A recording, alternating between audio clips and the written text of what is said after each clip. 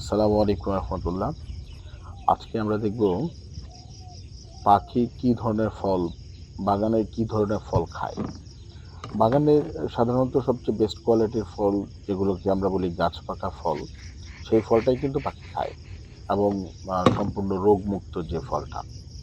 আল্লাহ তাআলা পাখিকে এমন এক দক্ষতা দিয়েছে যে পাখি বুঝে, যারা যেসব পাখিরা ফল খায় তারা বুঝে যে কোন ফলটা সবচেয়ে ভালো কোয়ালিটি, মানে বেস্ট কিউসি তারা।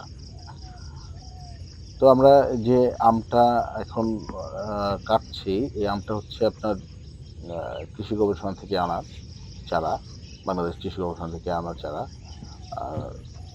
আর সম্ভবত বাড়ি 11। তো দেখেন, মানে ভিতরের অংশটা কতটা মানে রসালো এবং কতটা সুন্দর। এই আমটার ক্ষেত্রেও একই হওয়ার কথা, একই রকম। দেখেন, সম্পূর্ণ আ একেবারে টসটসে একটা পাকা আম। মানে বেস্ট কোয়ালিটির আম যেটাকে বলে। মাশাআল্লাহ।